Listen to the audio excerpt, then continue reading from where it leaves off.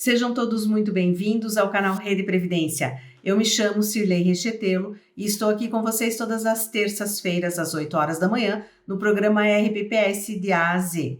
Lembre de se inscrever no canal, de ativar o sininho para receber as notificações e de curtir esse vídeo.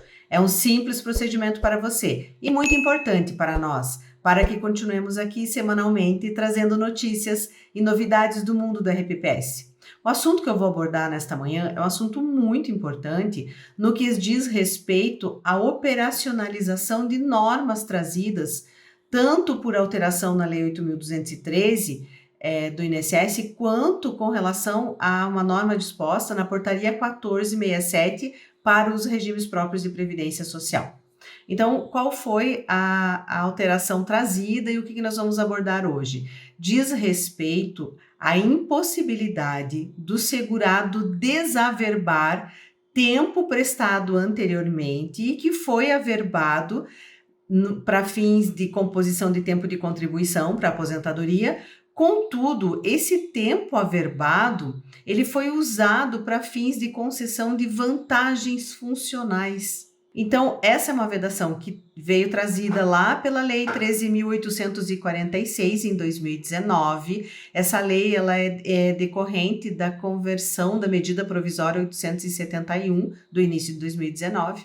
E ela traz uma alteração lá no inciso 8º do artigo 96 da Lei 8.213, então, dizendo que é vedada a desaverbação de tempo prestado anteriormente, averbado e prestado anteriormente pelo servidor, e que esse tempo, essa contribuição desse tempo tenha servido para vantagens funcionais. E agora, recentemente, a Portaria 1467 traz, no parágrafo único do artigo 170, vedação nessa mesma linha, dizendo então que é vedado desaverbar tempo utilizado tanto em emprego público quanto em cargo anterior, sendo que esses tempos, tanto do cargo público quanto do emprego público, tenham sido utilizados para vantagens funcionais, vantagens remuneratórias deste servidor. Então, significa dizer o quê? Por exemplo, naqueles municípios em que era emprego público e depois foi transformado em cargo efetivo, era CLT, passou para regime estatutário, e esse tempo as administrações utilizaram para fins de vantagens previstas nos estatutos como adicional por tempo de serviço, ou anuênio, ou triênio, ou quinquênio. E aí esse tempo foi averbado, serviu para contar essas vantagens foram usadas nas férias, 13º do servidor, e agora o servidor vem requerer o benefício da aposentadoria, contudo informa que já utilizou esse tempo em outro benefício, lá no INSS, por exemplo. Ou então que quer levar esse tempo para outro ente. E então o que diz a Lei 8.213 lá no artigo 96, no inciso 8º, e o que diz o parágrafo único do artigo 170 da Portaria 1467 é que é exatamente isso, que é vedada essa desaverbação. Agora vejam, como vai se operacionalizar essa vedação? Porque escrever, colocar no texto é uma coisa. Agora, como é que vai fazer isso na prática? Por exemplo, o servidor vem requerer a aposentadoria e informa agora, nesse momento, que ele já usou aquele tempo em outra aposentadoria, no INSS, por exemplo. Só que esse tempo que ele usou lá no INSS serviu para vantagens remuneratórias dele. E agora, como é que vai proceder? Como é que a administração vai fazer esse ajuste nos casos em que já foi utilizado esse tempo anterior?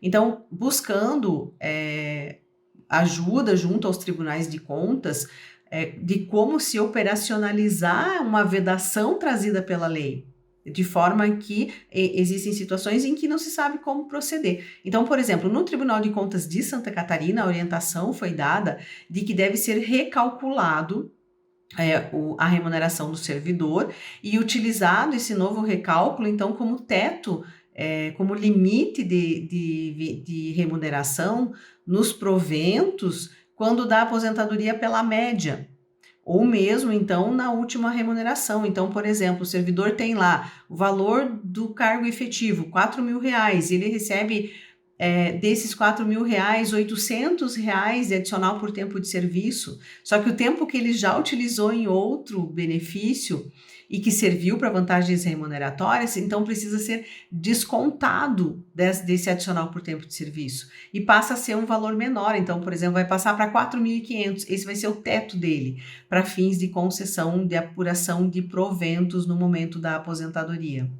Claro que, conforme recomendação do Tribunal de Contas de Santa Catarina, da qual nós apoiamos com toda certeza, isso tudo depende de um processo administrativo em que se dê ao servidor o direito constitucional da ampla defesa e do contraditório, porque ele precisa se defender no processo, estar ciente do que está acontecendo, de qual procedimento a administração está adotando, para que não se vá ferir a Lei 8.213, lá no artigo 96, inciso 8º, tampouco a portaria 1467, portaria essa que, se descumprida, é certo que o RPPS vai estar infringindo a legislação e o município poderá ficar sem o certificado de regularidade previdenciária.